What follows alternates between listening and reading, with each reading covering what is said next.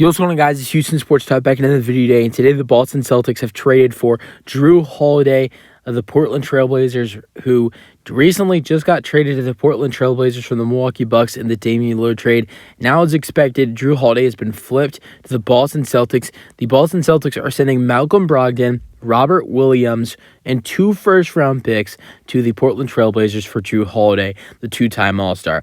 Robert Williams, who averaged 8 points per game and 8 rebounds per game with almost 2 blocks per game this season for the Boston Celtics and was supposed to be the center of the future. And Malcolm Brogdon, who was the 6th man of the year in the NBA last year, averaging 15, 4, and 4 on 44% three-point shooting, and was very good for this Boston Celtics team.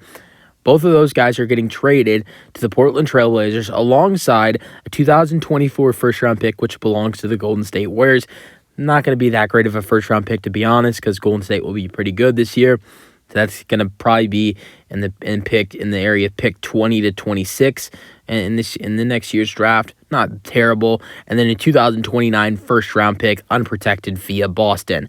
So who knows what Boston will look like in 2029. I would think they will still have Jason Tatum and Jaylen Brown.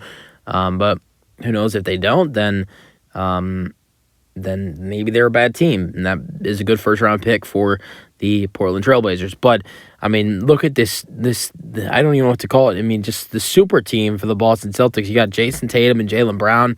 And then you have 2 other All-Stars right next to them in Jrue Holiday and Kristaps Porzingis, who they've acquired this offseason. This Boston Celtics team is scary.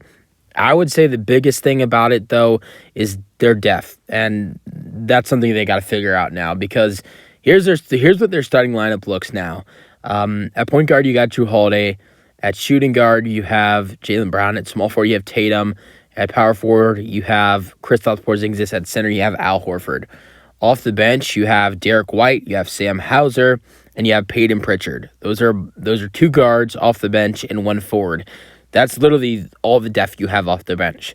So now, as they've traded away some depth in some trades this offseason, lose some guys in free agency, just traded away Brogdon and Williams, they need to sign some depth now after losing Brogdon and Williams, 2 guys that were going to be coming off the bench for the Boston Celtics this year. This is a great trade for the Boston Celtics and Jrue Holiday.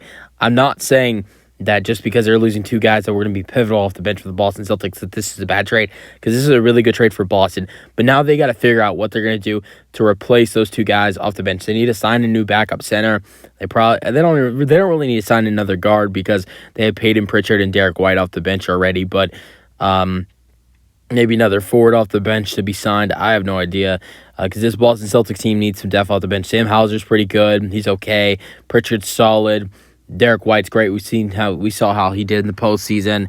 So I like this addition for the Boston Celtics. But I think they need to figure out to sign. They need to sign some depth. They definitely need to sign some depth for off the bench. But yeah, you guys have your thoughts on the addition for the Boston Celtics. That's it for the video. Hope you guys enjoyed, and peace out.